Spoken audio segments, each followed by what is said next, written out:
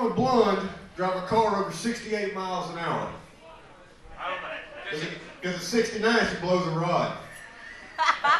There's your joke for tonight. Is everybody drinking and having a good time tonight? That's what I'm talking about. See, unfortunately, I don't drink. I'm drinking Coca-Cola.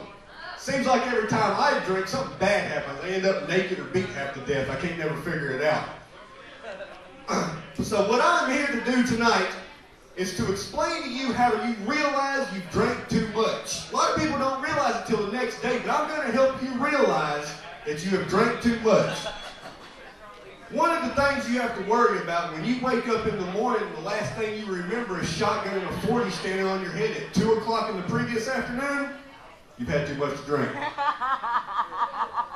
If you wake up hog-tied and naked in the middle of the cow field at 10 o'clock in the morning, you've had too much to drink.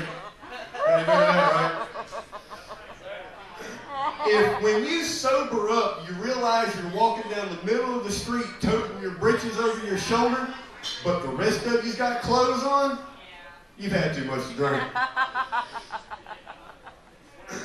If you wake up next to a 400-pound Guido and you have to smell yourself just to make sure, you've had too much to drink.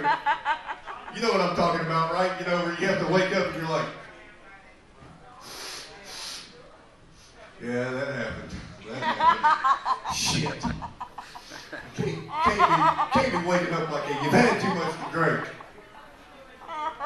If you wake up and you have a rubber in your ass and a tattoo on your back that says Ray was here, you've had too much to drink.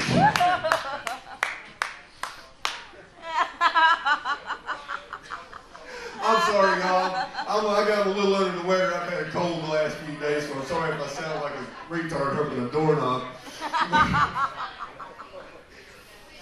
But, you know, there's several things that go along with drinking that I just don't understand. Like, you can't just drink a little bit.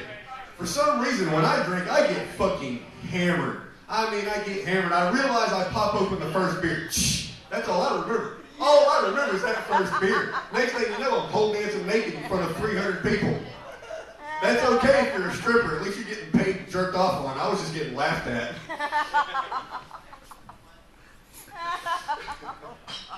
I'm going to tell y'all a true story right quick. It happened when I was a teenager before I get off.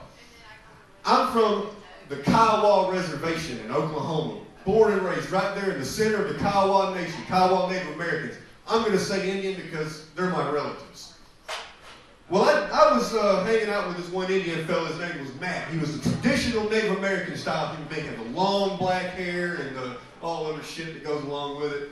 Well, we were partying in this 30-foot gooseneck pull-on camper. It had no running water or anything. Now, when you fall asleep in a toilet that has no running water, somebody should do something. You would think they would. We dared him to eat a block of Velveeta cheese after drinking a pint of Jaeger. I kid you not, and I swear to God, when he woke up the next morning, he had Jaeger and Velveeta cheese in his hair, dried. Fucker looked like a 2x4 when he leaned up.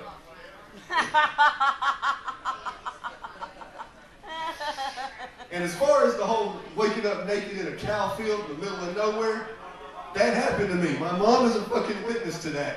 I got hammered, drunk, and when I woke up the next morning, my hands were tied together, my feet were tied together, my hands were tied to my feet, I was butt naked laying next to a cow turd. Plumb fucking ridiculous, man, I'm telling you. Now before I go, I want to do one little thing that I do. It's called my bucket list. Some things I want to do before I die. I want to go to India and buy a convenience store. I want to go to Japan and do voiceovers for porno. I want to go to Africa and apply for food stamps.